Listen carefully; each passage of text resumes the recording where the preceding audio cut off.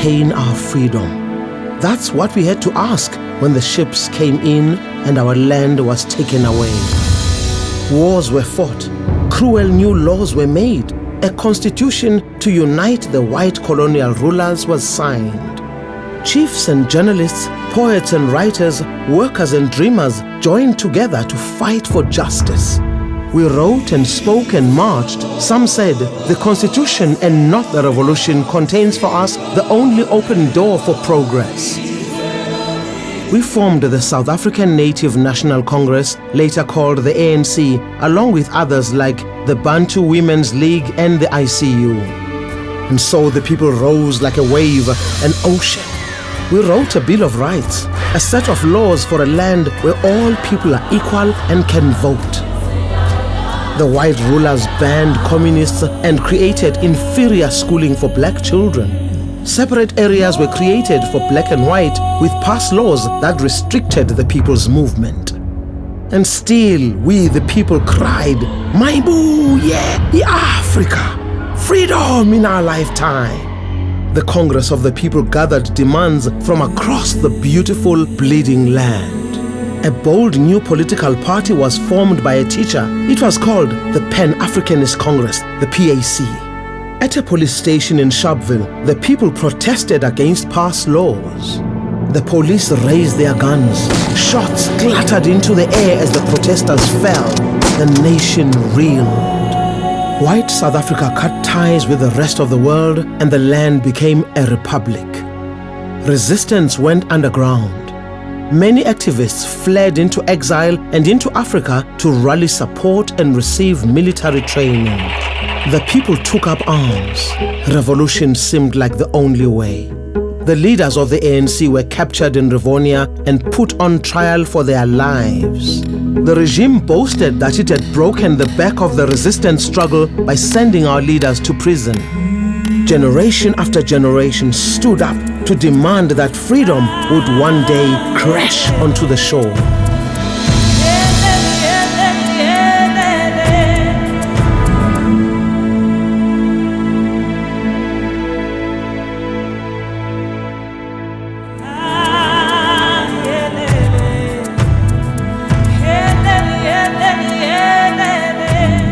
The 1960s, Ghana, Rwanda, Uganda, Botswana, Lesotho. The flames of independence from colonial rule spread. But in South Africa, liberation movements were smothered. As the prisons filled, the next generation rose with pens, with fists to fight for freedom and dismantle apartheid. The spirit of black consciousness grew across the land. Freedom was coming, it whispered, and it howled. 100,000 workers thronged the streets of Durban. The classrooms caught fire as the youth movement spread through universities and schools. No more to second-class Bantu education, no more. The students took their fight to the streets. They met bullets. They fell. The Black Consciousness Movement's leader had his life snuffed out by the police while in captivity. His light would shine long after his death. Activists continued to go into exile to seek the safety of allied states to wage the struggle for freedom. The black majority were told to exercise their rights in the Bantustans, small pockets of inferior land. Apartheid leaders invited colored and Indian South Africans to create their own separate chambers in parliament with the whites still in control. From churches to trade unions, the struggle found a new umbrella, the United Democratic Front. The world's outrage against apartheid grew. Boycotts were imposed. The state of emergency. Troops entered the townships, a nation at war. Secret meetings began between the prisoner 4664 and the government officials. But he refused the terms for his release even after 21 years in jail. The ANC president in exile called for ungovernability at home. At the same time, they set up a committee in Lusaka to create a constitutional vision for a democratic country. This process led to the Harare Declaration, which was adopted by the Organization of African Unity. It demanded the release of all political prisoners, the return of exiles, and the right to free political activity for all. The resistance was now an unstoppable fire. But even then, it would not be easy.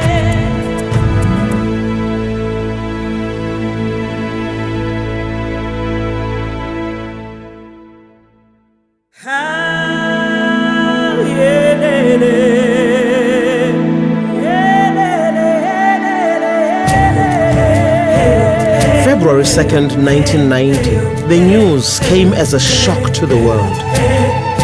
The new president had unbanned political organizations, called for an end to apartheid laws, and lifted the state of emergency.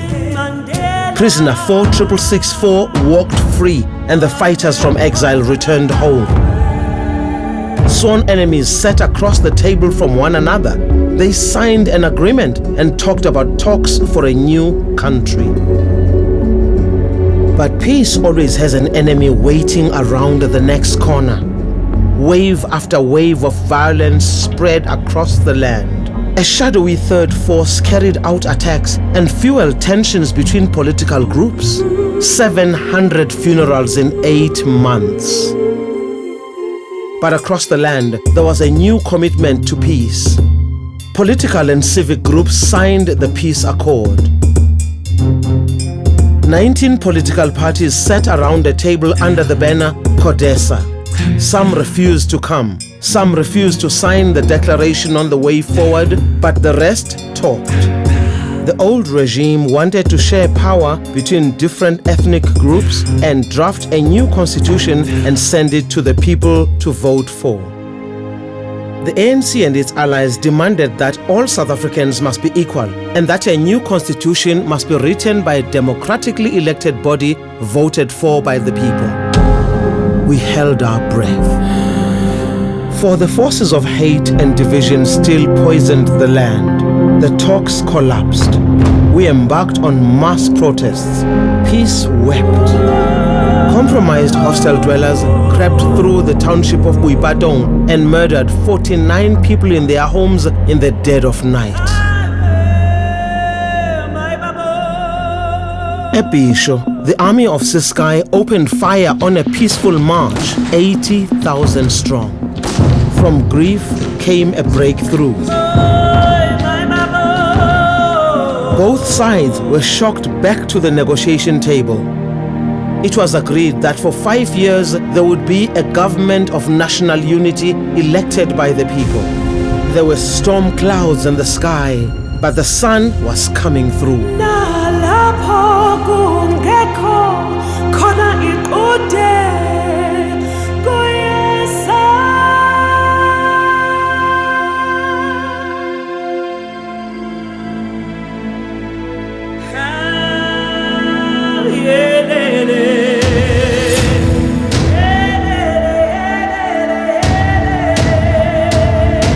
"26, the number of parties that sat down to carve out a democracy at the newly named multi-party negotiations. What had been blank sheets of paper were filled with new laws and the dream of freedom for all South Africans. But the sun was still not out. The communist leader, a hero of the liberation, was gunned down in his driveway one morning. An election date was set. Utter relief. How would there be a free and fair election in a land of division? The right wing were intent on driving away peace. The gut-wrenched nation wept on a knife's edge, but the negotiators persevered. Even when some left the table, even when white separatists invaded the talks in army gear, guns raised, the negotiators kept talking. A council of many parties was established to oversee the voting. Days and nights passed, days of deadlocks and nights of no deals, but the negotiators kept talking. At last, the interim constitution was signed. 34, the number of constitutional principles that were set out to guide the final constitution. The new parliament would draft the new document. The new constitutional court would weigh up if the principles were met. But still, the clouds stayed dark. The IFP threatened to boycott the first democratic elections. At the 11th hour, they came back to the table. 27 April 1994, the day the nation will never forget. We woke up and made our mark. Our emancipation. Our brand new president, straight out of the box. Laughed the Archbishop when the prisoner was made president and the people won power after centuries of struggle. At last, the winds of change had blown away the clouds.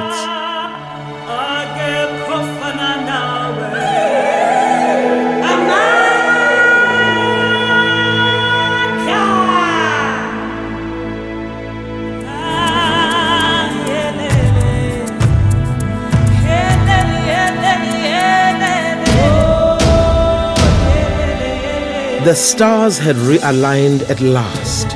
All South Africans had voted.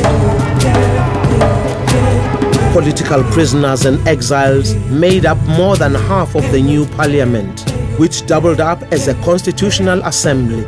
The first task was to draft the final constitution, the highest law of the land. The drafters had just 2 years for this mammoth task. The clock was ticking. 2 million submissions were sent to the drafters from the people. The assembly argued and debated, for and against, until deep into the night. A first working draft was handed to the president. Several issues made the deadline seemingly impossible. The clock ticked, but determination won the day. On 7 May 1996, a final draft of the Constitution was submitted to Parliament just 8 minutes late. This is the day when South Africa is truly born. I am an African.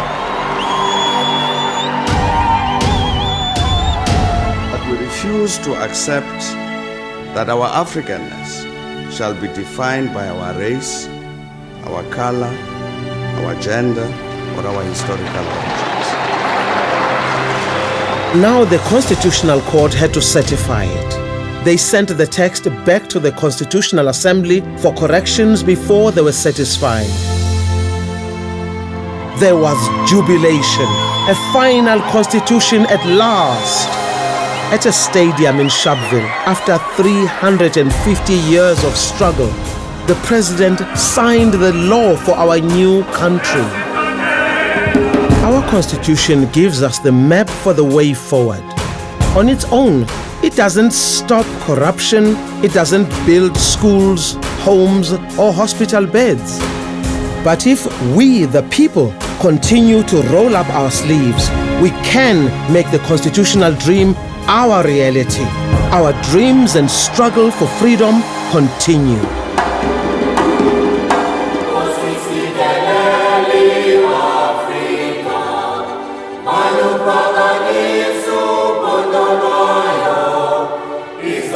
Israel